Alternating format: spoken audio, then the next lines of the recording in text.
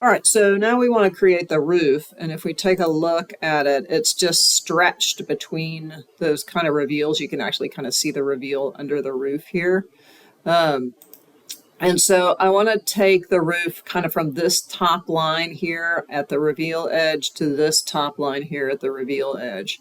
And so what I want to do, just to make my life easier and to be more consistent, Revit really likes reference planes, so I'm going to put a couple of reference planes in where this reveal is. So I'm going to do that in my plan A1. I'm just going to come in and go to my architecture, and there's a reference plane under work planes, and I'm going to left click on that, and I'm going to come in and just left click, where the reveal offset is, and kind of drag over to the left. And I'm going to name this one, how about north, right? So that one's north. And then I'm going to do the same thing down here, and I'll name this one south. So I'm just creating basically two C-planes that I can use to set my my working plane, and they're more stable than faces. You could use faces, but it's created by reveal and it's not actually a wall face, so this makes things a little bit easier. So now what I'm going to do is I'm going to go back to my 3D, and I'm going to go to Architecture, Component, Model in Place, and I'm going to pick the mass. The mass allows us to do some modeling that's a little different. And so I'm going to use that and click OK. And I'll name this, roof. Now, one of the first things I need to do is determine where I'm going to start and end this guy.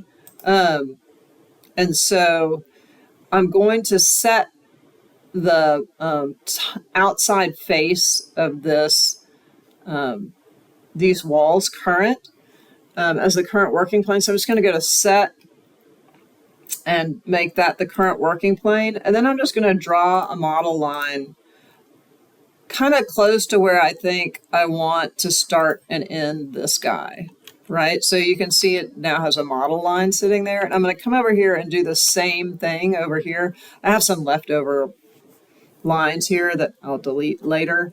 But I'm just going to go in here and go to Set and pick the face of this guy, and then draw a reference line, a model line.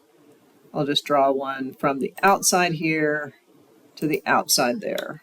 Okay, so basically, because these things are twisting, it's hard to tell exactly where they are.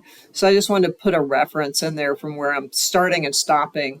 I'm going to have to do a blend between these. So this is going to tell me where to start and stop my blend.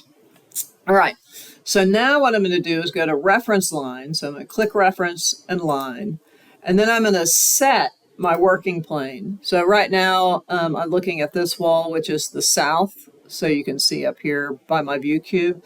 And so I'm going to come to this pull down, and I'm going to pick the south, right? And I'm going to then use my pick line, right? I'm going to make sure I'm still in south. And I'm going to pick the top of this guy, and it's going to create a reference line right there. And then I'm going to pick this one, right? And then I'm going to pick, get that one. And then I'm going to pick that one, right? Then I'm going to hit escape a couple of times to stop that pick command. And now you can see it's given me this kind of connected line. And so I don't want it to go all the way down to the ground. I want it to come up kind of to here. Whoops. Kind of pulled that line over a little bit, but it's still in the right place. So I just want it to be kind of, parallel right there and close to that line as I possibly can.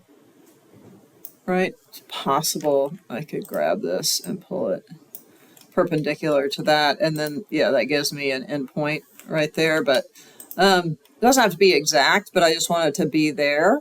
And now I want to do the line on the other side. So I'm going to go to reference and line, and I'm going to pick my north plane, right?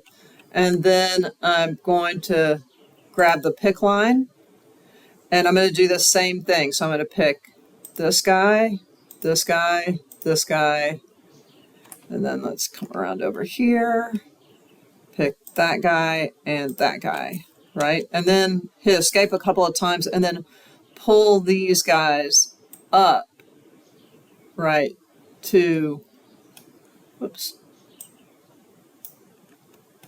to intersect with that line. So basically, right, let's see if it'll grab that guy. There we go. Oh, almost. There we go.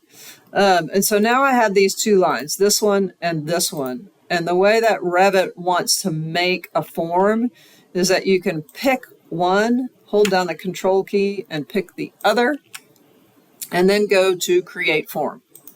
And it will create this blend between the two, right? So now I've got sort of this blended roof. So something, you know, it's like a loft, basically, right? It just takes a little bit more doing to get the lines where I want them. And so if I go to finish, it actually will finish that and I'll have this out here. Now what I can do is I can come in and actually put a roof on it because it will allow me to put a roof on this guy.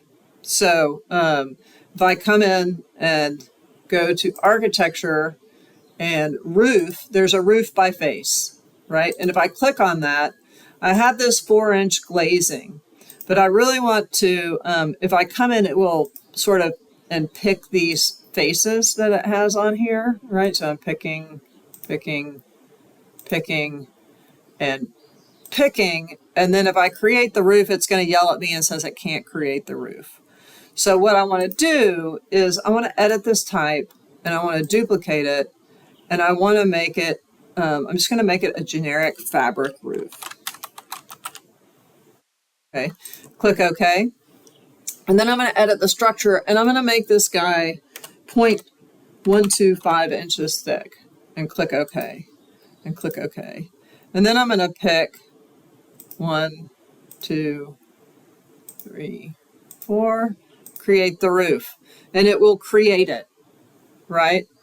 So now I have this roof here, and I can edit that type and edit the structure, and I'm going to put the roof fabric on it. So I gave you guys a fabric roof that you can put on it. I'll click OK and click OK and click OK. So now it has that fabric roof, right? And so the lines are a little weird the way that it makes it, but you can come in, and if they offend you in one of the views, you can go to the modify, and really the only way to get rid of them is by this line work tool, and you can kind of click on them and get rid of them. You could also, like if you don't like these lines either, you can get rid of those, right?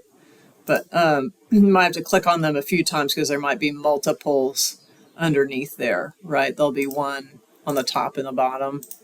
So, so anyway, once you do that,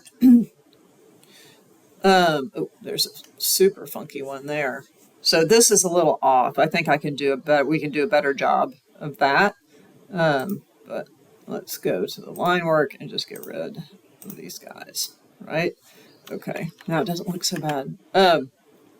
But what you can do is come in and figure out kind of like how tall you want these guys to be, because it will actually form to the roof, but it'll slant them because that roof is canted, and we don't really want to do that. So this guy is about 6'11". Let's make him -7, maybe -8,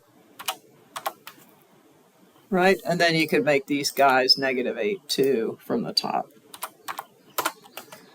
right? And so now we've got that. All right, we'll come back and talk about the beams later.